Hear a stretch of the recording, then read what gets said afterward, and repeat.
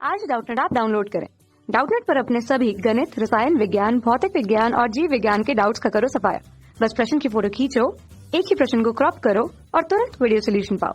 अभी डाउनलोड करें। हेलो दोस्तों, आपका प्रश्न है निम्नलिखित में से कौन से अवस्था फलन है। पहला दे रखा है दोस्तों ऊष्मा, दूसरे में दिया है ऊष्माधारिता, तो तीसरे में दे रखा है दोस्तों ये हमें विशिष्ट ऊष्मा, तीसरे में दिया था विशिष्ट ऊष्माधारिता, चौथे में दिया है डेल्टा एच नॉट अर्थात एंथैल्पी परिवर्तन, पांचवें में दे रखा है दोस्तों डब्लू अर्थात कार्य। तो चलिए इस प्रश्न को हल करते हैं। ठीक है, तो दोस्तों सबसे पहले ये समझते हैं कि एंथैल्पी अवस्था फलन होता क्या है। जैसे कि कोई हमारा चक्रीय प्रक्रम है, जैसे कोई ऊष्मागतिकीय प्रक्रम चल रहा है। यहाँ पे दोस्तों ये अवस्था ए है, यहाँ से दोस्तों अवस्था बी, और ये यहाँ पे अवस्था सी है, यहाँ अवस्था डी है। अब कोई भी निकाय है, अवस्था ए से उसे हमने अवस्था बी में लेके गए, फिर उस निकाय को अवस्था बी से अवस्था सी में लेके गए, अवस्था सी से डी में लेकर गए और अवस्था डी से अवस्था ए पर लेके गए। ठीक है, तो यहाँ पे आप देख रहे हैं अवस्थाएं बदल रही हैं। अब अवस्था फलन होने का मतलब क्या है, कोई भी, जैसे यहाँ पे आपने देखा है गणित में भी आपने देखा है, जैसे कोई पद है एफ एक्स, ये कोई फलन है, ये हो गया एक्स स्क्वायर प्लस 2। तो यानी आप देखेंगे ये जो पद है एफ, ये जो समीकरण है, ये किसका फलन है, एक्स का। एक्स जब यहाँ पे एक्स का मान बदलेगा तभी दोस्तों यहाँ पे इस फलन एफ का मान बदलेगा। जैसे एक्स का मान 1 रख दिया तो 1 का स्क्वायर प्लस 2, यानी 2 और 1 3 हो गया। अगर एक्स का मान 3 रख देंगे तो 3 का स्क्वायर प्लस 2, 3 3 9 2 11 हो गया इसका मान। एक्स का मान 0 रख देंगे तो फलन का मान कितना हो जाएगा, 2। यानी जैसे जैसे हम x को बदल रहे हैं वैसे वैसे यहाँ पे फलन x का मान बदल रहा है।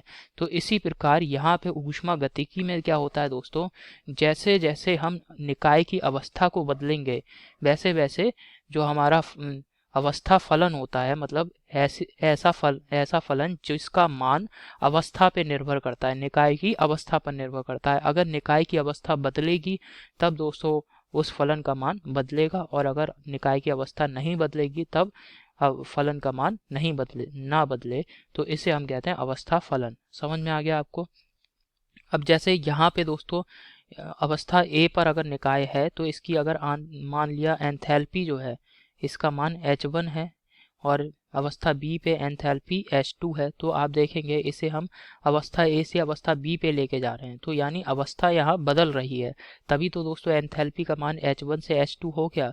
अब दोस्तों अगर यहाँ पे अवस्था बी से सी पे लेके आए तब एंथैल्पी बदलेगी, सी से डी पर लेके आए तब भी बदलेगी, और अगर डी से पुनः हम ए पर ले गए तब दोस्तों एंथैल्पी आप देख रहे हैं प्रारंभ में निकाय अवस्था ए में था, और इस जब हम डी से पुनः ए पर लेके जाएंगे यानी निकाय अपनी प्रारंभिक अवस्था पे पुनः पहुंच गया। तो यानी इस समय निकाय की एंथैल्पी वही होगी जो प्रारंभ में एंथैल्पी थी।